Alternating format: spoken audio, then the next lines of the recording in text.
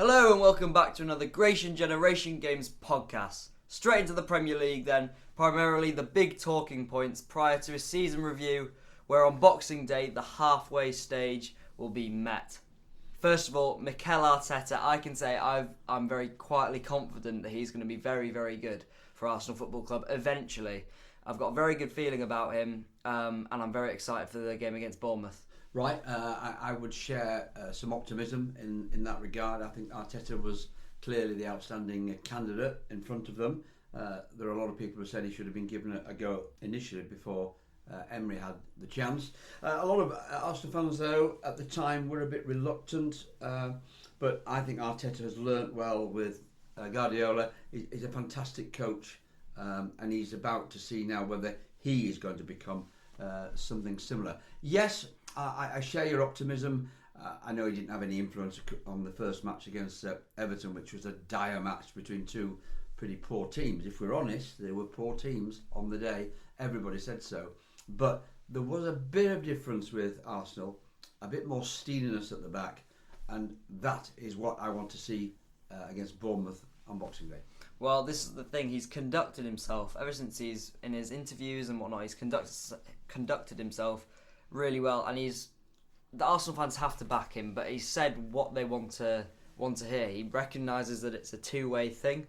He has to transmit the right energy so the fans can get behind the team. But he said things like he's back home, he's proud, happy, and excited, and he knows the expectations and stature of a club and just wants the good energy and the Arsenal way back, because of course he played for Barcelona in his youth, and he said the same ambitions and style back then in England was Arsenal. He said he wouldn't be here if he didn't think he was ready, which impressed me actually even more with his words. He was quite confident and charismatic when he was talking, and gave you a feel that he actually knows his stuff, because he could have come earlier. He turned us down when we got Emery, because he felt he wasn't ready. He loves the football club. I think he thinks he's ready. Right. And I think Arsenal fans now have got to play their part, because obviously his first home match is going to be a very, very tough one against Chelsea on the 29th. Chelsea riding high. Chelsea will fancy their chances, as every football team in the Premier League does against the Arsenal defence. Can he make an instant impact on that defence, I wonder? And I think if he can, and if he can get them playing as a team again, and get them playing the Arsenal way, then that would be fantastic. He talked about small wins, because he's not going to do a lot early on when the games are coming thick and fast. He talks about small wins, and he said he wants to change the atmosphere and energy because he saw it was down at Man City. I want to know what he's going to do about Ozil, because they played together a few years ago, 2015, and I think they are regarded as friends of each other. But I mean, Arteta will not countenance the total rubbish of Ozil's contribution in that Manchester City but game. He wouldn't allow that. He said he wants the players to be accountable and take responsibility, deliver passion and energy for the football club, as a minimum, as just a basis. He says he needs to understand how players are feeling, and he's definitely going to give Ozil a chance, because he said he wants to get him ticking again, and he's a massive player. The Freddie Ljungberg situation, we'll have Freddie Ljungberg is staying on in the backroom staff, so Arteta won't allow for any nonsense from Mesut Ozil. I just think he has to be backed by the club in terms of money and support and the fans, because people criticise him for his inexperience. He will make mistakes initially. He's bound to. Old record keeps on turning. We know what's needed. 2 central defenders urgently. Yep. You need a good midfielder. You've got the problem of Aubameyang and Lacazette. There is a suggestion that they both might leave, actually. Yep. Which would, of course, give a chance to Martinelli and maybe another. Well, I think his first job is just to get the team smiling again and try and convince them to stay. He said he wants to transmit the energy, and he's got to show people that he is experienced and he can. And he talks about a ruthless nature that he's learned from Guardiola, and build a culture at Arsenal, which he's learned from people like Wenger. Other things, he said there's no targets, just win football games, which is what we all want, and he wants That's a target. He wants to just bring back good football to Arsenal. there's clearly been discussions about the transfer window. He's said that they've sat down with the board and talked. There's people like Dries Mertens, who's been linked from Napoli. He's got a release clause of only 8.5 million. However, he is 32. This is very unrealistic, but there's been talk of a £40 million plus Xhaka offer for Ndidi from Leicester. But I doubt we need a centre-back, at least one, probably two. We need a defensive midfield player, definitely a defensive midfield player if Xhaka leaves, because whatever people want to criticise him, he does give the best protection in front of the back four and allow us to play through. I think Xhaka is interesting, an interesting perspective for Arteta, because he will come with a completely different view towards Xhaka, won't he? Xhaka did not get on with certain aspects of Arsenal. I would imagine already that Arteta has turned around to him and said, right, I'm not bothered what happened in the past. All I'm bothered is what you do if you're playing against Bournemouth on Boxing Day, and if you're going to play against Chelsea. I want you to prove to me that you want to wear that Arsenal shirt. Yeah. If you want to wear that Arsenal shirt, I'll give you a chance. That's what he says if players don't show the commitment and Clear passion, off. He said that. He said they're not good enough. His philosophy is to dominate the opposition and to play as much of the ball in their territory as possible. He said that. Said it's what he wants to do. There is the question of if Arsenal players are actually good enough for that. There has been that question. Well, they're not at the moment. But I'm not concerned for that. Hopefully the players buy into this as a project, because he's got to be given his 3.5-year contract. It's not, although we might go and win at Bournemouth, we can't get carried away at all, because there's a lot harder and tougher times coming for it's Mikel a very, Arteta. very tough run from now on. They've got some really, really tough games. They need to get themselves a good run in the FA Cup. That's the Leeds coming up as well. So they need that as well. But you can only build a successful team when you start winning. And you win any games, and you win them convincingly. And if you do that, then the confidence will flow. But there was a bit of confidence that happened against Everton. Second half, they were a lot better than we finally, although it was quite a dysfunctional Everton attack. Oh, it was awful. There was a bit of grit and steeliness. It's so unfortunate that Chambers is suspended for the Bournemouth game with 5 yellow cards, but he got man of the match. He was superb against Everton. He's probably the only defender that kind of puts his head in the way of anything and showed some real steel that was really positive. We can't really criticise too much. We saw 100% commitment against Everton, and it's quite a good block to build on, actually, with the hard work. And with hard work, you would have thought his philosophy under Pep will work. There's already been people like Ten Hag, the Ajax manager, who has worked under Pep, and he's doing really well for Ajax now. There will always be critics. There'll be nothing wrong with Arteta as a manager. Yeah, I don't think there will be. But it might not come initially. Exactly. It might be a very slow process, because he will get hold of the players that he wants rid of, and they won't feature very quickly in his plans. Well, this is why it's just so interesting to see kind of what his take on everything is. I wonder what his team will be against Bournemouth. That will be interesting, because that will be his team, his first team. He might have had a little kind of inkling against Everton about playing the young players, maybe making a statement for people like Pepe. There might be things going on behind the scenes we don't know about, but people like him have to step up now and kind of prove the 72 million price tag, etc. There's always going to be critics, and people said, if it goes wrong, Arsenal are in real trouble. But I don't think we can be in any worse trouble than how we were playing at Emery at the end. You've got to be cautious, take things one step at a time. He's clearly got something, Arteta, which is why he's been praised by people like Pep, Pochettino and Wenger. And a clear structure and expectations, roles and responsibilities to set out to the players will help them kind of fit around the squad. It's interesting, isn't it? Just to go into how he's trying to stamp his influence straight away. I think I'm right in saying they've obviously been in for training today, Christmas Eve. I think you told me that tomorrow, Christmas Day training, they're going in. Now, that will be a reason that I bet the players say, "Ooh, flip your neck, I don't fancy that." However, he would have turned around and said, well, I haven't got much time to have a look at you. Yeah. I haven't got much time to have a There's only 2 teams training on Christmas Day. That's Watford who are 20th and Arsenal. Yeah. But he's starting to build.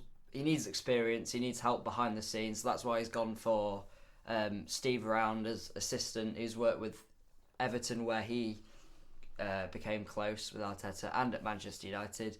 And Lundberg staying on, like we said, in the backroom staff. So if we can get out of this tricky Christmas period where we got some tough matches coming up, we talked about the likes of Chelsea, and we got some very difficult away games as well at places that aren't easy to go to. If we can come out 5 or 6 points away from the top 4, he said there's no targets, but there will just be the little thought that maybe we can edge it here. Yeah, maybe. So I'm very positive and I'm intrigued and quite jubilant with the appointment, but we've got to take things one step at a time because it won't be an instant fix. But moving on now, the title race, surely Liverpool's to lose. No way. Run away. Can lose it. They're just far and away the best side. They've got this remarkable ability to score in the last minutes of everything. I don't know how they do it. I don't understand how people I know actually they do it because support they them. never It's give so up. annoying. They never ever give up. They play for that manager, and that's what Arteta would want. Well, it's VAR or late goals, isn't it? But I mean, Klopp is just a genius. He's an absolute genius. The greatest club manager Liverpool have ever had, I think. And I'm talking about Shankly. People like that as well. But I think this guy is at the top of the list because of the way that they're playing. Well, in the 4 or 5 year period that they've had him, he's just built a team, hasn't he, and won a Champions League, which is the pinnacle, and now the Club World Cup. Now they've got Leicester coming up. Now, if any side, they should have beaten them at Anfield, Leicester, or not beaten but drawn certainly. Leicester will be smarting from that. A bit of a drubbing against Man City because Man City were good actually. They were back to their best. So they'll be smarting a bit and they'll want to try and pin Liverpool back. So that's a big match to watch. These are the type of games where I think Liverpool have progressed. You see a couple of weeks ago where they beat Bournemouth away 3-0, and that was Bournemouth are in a bad run now, but they weren't really in bad form back then. And the Vitality Stadium is never an easy place to go to, and you just saw it was just with a lot of rotation. It was just routine for them. They don't worry about these hard places to go. They just kind of breeze them aside 3-0. And Salah is starting to hit form now. There's a stat, he's got 57 goal involvements in just 52 home games. Yeah, fantastic player. And he's starting to kind of hit form, maybe Firmino as well to join Mane. But people didn't think Liverpool could rotate because I think it's, 7 competitions they're playing in this season.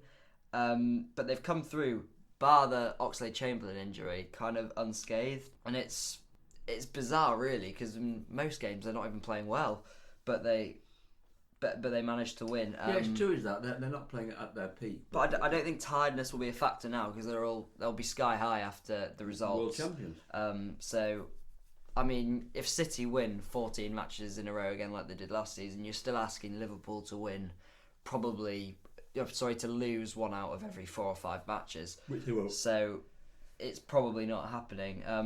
However, Leicester are still there. They're only 10 points away. The only way for Man City or Leicester is if they're both under 10 points away at the end of the festive period. And maybe then get a bit of luck going forward. But they've both got to be realistically winning every single game from now on. There's no doubt City still have it though. You saw when they dismantled Leicester, and they will fight right till the end. They're a Pep Guardiola I just team. think we saw one thing though that distinguishes to me. I know we're just going momentarily back to Arsenal and the strikers that are Aubameyang and Lacazette. Aubameyang is a very good striker. Lacazette is a good striker. Vardy is a fantastic striker. Vardy keeps scoring goals. Brendan Rodgers kind of has re-enlightened him. Nobody scored more goals in the Premier League since Brendan Rodgers has joined Leicester.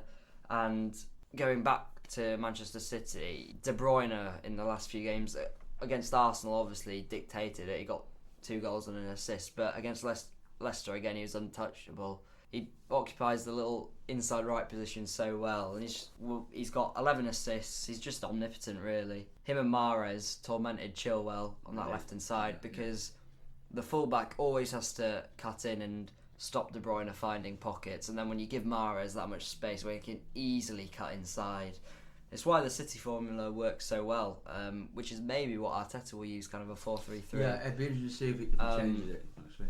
And they have, the full-back also dropping into midfield, helping out there. It depends.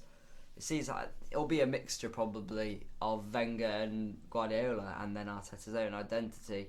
But you have David Silva leaving Man City, but Bernardo Silva can fill that void in the same role, to be honest. That's probably where his long-term future lies. Let's talk about Mourinho and how a manager who has been all around the block, uphill, down, seen highs and lows that nobody else has ever done, how he can object to the sending off against Chelsea of one of his players who clearly kicked Son. Son kicked him undisputed. He might have had a point that Rudiger went down easily, but if you player. give VAR a chance to make, in the laws of these days, Lampard said it himself, it is a clear and obvious red card. And then to kind of criticise Rudiger's integrity after that, after he was disgustingly racially abused by Spurs fans. It's just something that we should not. I almost want to say I don't want to talk about it because it's so disgusting. Well, it dampened the day for Chelsea. It dampened the day for Chelsea because it was all credit to Lampard. They were on a run where they lost 4 of the last 5.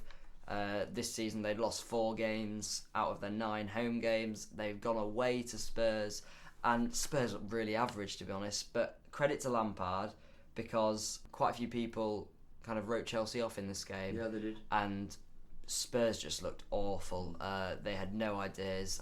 Kane particularly looked. Yeah, him and Dele Alli were nowhere to be seen. Didn't seem to be involved, which is very surprising. And it was almost the perfect performance for Chelsea. Lampard changed to a back 3, and Mourinho likes to play Sissoko and Dyer in holding midfield, and they're not good on the ball. So Lampard played 3 at the back, and they all pushed forward. They were aggressive but composed, and they just squashed the air out of Tottenham, to be honest. The question is, are Chelsea consistent enough? They can have one performance and then maybe go away again. Yeah. In terms of the top 4 race, they're in pole position to sneak that 4th place at the moment. However, a lot can change quickly in the festive period. And you see Manchester United, Watford had only scored 7 goals the whole season. They'd scored 9 by the time they were finished with Man United. 2 awful mistakes. One embarrassing one from De Gea, who was completely lost. It doesn't matter what anyone says, he's gone. I agree. Wan-Bissaka, and Man United says, such a good tackler, nobody gets past him. Well, he just took Sarr out, and nobody does get past him. But Watford looked comfortable in the game. Man United are constantly finding it hard to break down lesser opposition because they can't handle possession, which is probably why they need Pogba. I think you've got to accept that Solskjaer is going to be finding himself under increasing pressure. If they have another couple of defeats in the next 3 or 4 matches, I think there will be a lot of people saying he'll have to go, which would be very sad because he's a very, very nice man. He's a gentleman.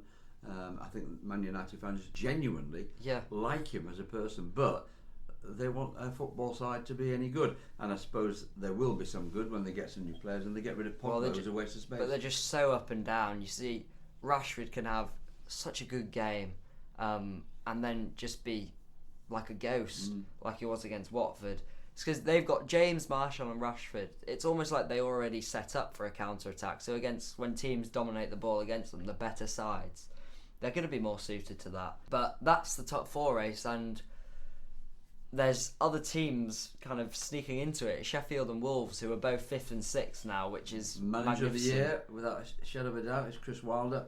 I've said wonderful things already about Klopp, but what Chris Wilder is achieving at Sheffield United makes him the standout manager. And it's a stark contrast to Aston Villa, who spent 150 million.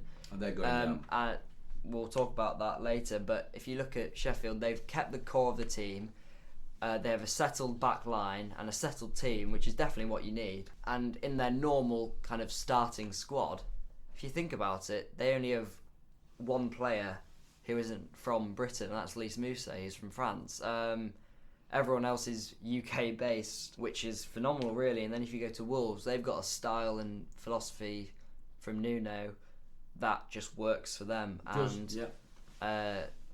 they're just increasingly hard to break down. Both teams are, and they're doing so well, aren't they? They are doing. Let's have a look at the relegation battle, because that's really going to be an intriguing one, isn't it? I do feel that Villa are struggling. I think they're going to go down. I know Watford have had a good win, but I still think that they too might find if you had to compare both of them now, you'd say even though Watford are 3 points behind them, they're looking increasingly more likely. Nigel Pearson has... You already saw differences against Liverpool. I like Nigel Pearson. I've known Nigel Pearson for many years. At Christmas, the teams who have been bottom of the league, there's only been 3 times they've stayed up, and two of those occasions, Nigel Pearson was the manager. And he obviously had that great escape with Leicester. The point situation this year is a lot closer than it has been. There's always been a couple of teams that have been no-hopers. I don't think there are any no-hopers yet, but I think once the new year kicks in, we've got a lot of games coming up. Now, this is when you sort out the wheat from the chaff. Well, everyone's starting to either pick up form or have... Villa, they're in awful form, but they have players like Grealish if he gets going, Horahan, El Ghazi, these type of players, Wesley when he gets going, who can really cause problems to oppositions. And then you have Watford who are hitting form, where if Deeney stays fit for the whole season, and if you can get Ismaili Sarr or De La Fey who are really, really playing, along with Doucouré, then they're going to be a really difficult team, because their squad in terms of quality is not a 20th side.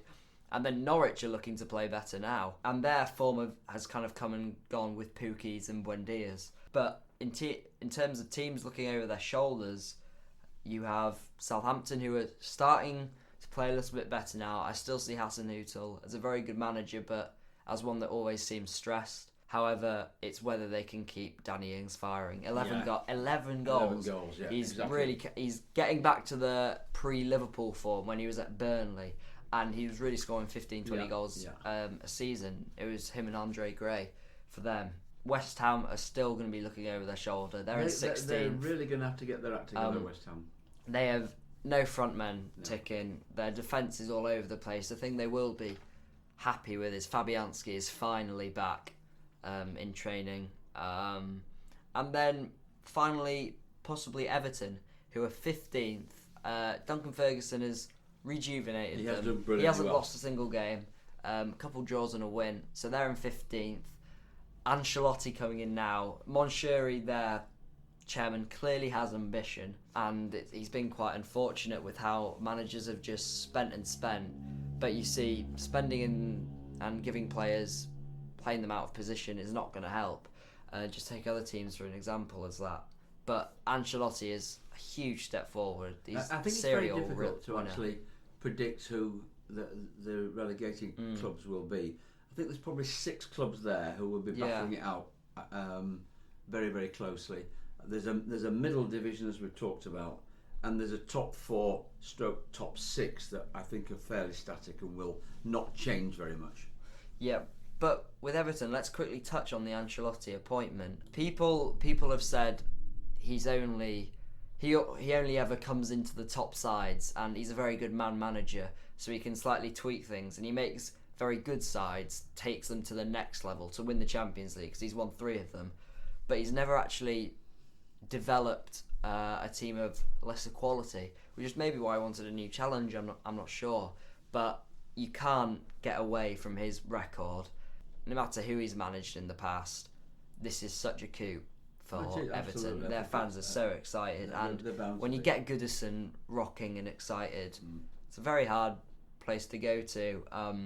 And it's funny, isn't it, how the them. older grounds still give that atmosphere that the others can't give. We were talking, weren't we, about Tottenham having a wonderful new stadium. It's got everything you could think of, but a lack of atmosphere. Was I imagining almost a silence against Chelsea? They definitely silenced them, Chelsea, but there's never been a huge atmosphere in the Tottenham Stadium. It was like when the Emirates was made in 2005.